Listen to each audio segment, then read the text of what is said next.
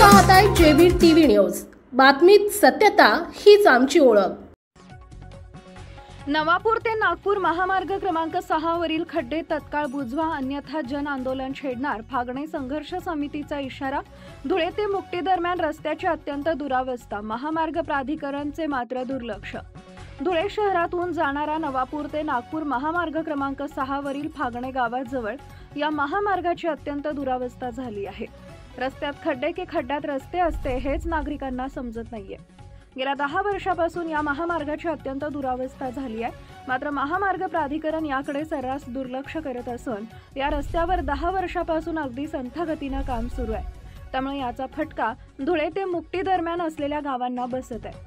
तसेच फागणे बाळापूर गावाला जोडणारा कोती नदीवरील पुलाची देखील मुदत संपलेली आहे, त्याची देखील लवकरच दुरुस्ती करून संबंधित महामार्गाचं काम लवकर करावे, अन्यथा फागणे संघर्ष समिती तीव्र स्वरूपाचे जन आंदोलन उभे करेल असा गंभीर इशारा महामार्ग प्रशासनाला देण्यात आला आहे।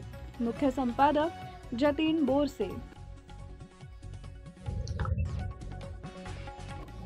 आज फागणे बाळापूर परिसर संघर्ष व समन्वय समिती यांच्याकडून आपले धुळे ते नागपूर हायवेवर जे खड्डे पडलेले आहेत, विशेष करून आणवण नाला, बाळापूर आणि फागणेचा नाला, फागण्याचा जोडणारा नाला आहे कोती नाला, याच्यावर विशेष मोठमोठे खड्डे पडले असून त्याच्यामधून खाली आपल्या नदीचे पात्र दिसते आणि आजूबाजूचे कठडीसुद्धा पूर्णपणे तुटलेले आहेत। यावरून प्रवास करताना टू व्हीलरवाले काही वेळेस पडलेले, मोठमोठ्या ट्रकासुद्धा काही वेळेस कठडी तोडून खाली पडलेले आहेत। आणि आता यावर्षी पाऊस अत्यंत अत्यल्प झालेला आहे, तरी देखील हे खड्डे बुजवतात।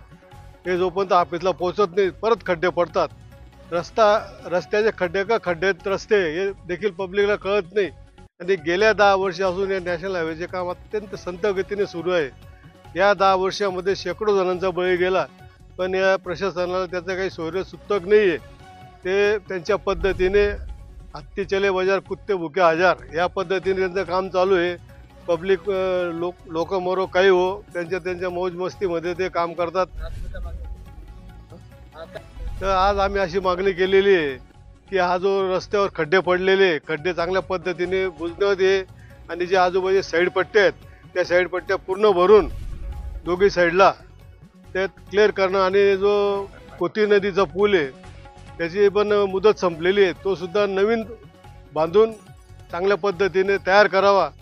तात्पुरता जे खड्डे वगैरे पडलेले ते चांगल्या पद्धतीने बुजवाय आणि नवीन जो बायपास हायवे तो त्वरित सुरू करावा, जेणेकरून वाहतूक सुरळीत होईल।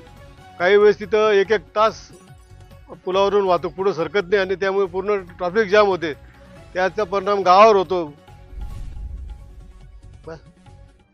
आपल्या परिसरातील महत्त्वाच्या बातम्या पाहण्यासाठी आजच आमच्या जेबी टीव्ही न्यूज चॅनलला YouTube वर सबस्क्राइब करा आणि बेल आयकॉन प्रेस करा।